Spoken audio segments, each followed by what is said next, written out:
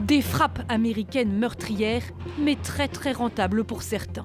Sur la plateforme de paris en ligne Polymarket, un pactole d'1,2 million de dollars empochés, principalement par 6 anonymes, très chanceux ou très bien renseignés. Ils avaient misé sur une attaque en Iran, précisément le 28 février. Certains avaient créé leur compte la veille au soir à 22 h. Alors jour de chance ou délit d'initié, certains internautes accusent. Ces conseils de guerre se passent dans la Situation Room. C'est top secret, pas de téléphone, et ces comptes venus de nulle part gagnent des millions. Les gens du gouvernement utilisent vos impôts pour financer la guerre sur laquelle ils parient avec des infos de l'intérieur pour se faire un maximum de profit pendant que les bombes tombent. Le profil du principal gagnant intrigue. Son nom, Maga Maïman. Il a parié 87 000 dollars sur une guerre en Iran, exactement 71 minutes avant la première frappe. Jackpot de 515 000 dollars. La polémique enfle.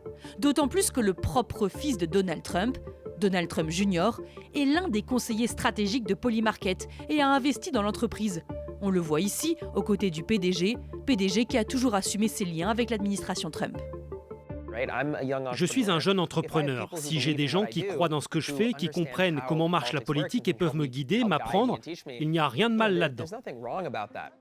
Polymarket permet de parier sur quasiment tous les sujets, de la météo à la grossesse d'une célébrité. Succès fulgurant d'une entreprise désormais cotée en bourse.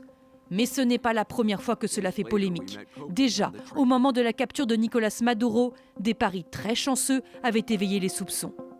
Certains sénateurs démocrates demandent la fermeture de la plateforme. Si on continue comme ça, bientôt dans la Situation Room, on ne prendra plus des décisions basées sur la sécurité nationale, mais sur combien d'argent ils vont se faire avec cette guerre.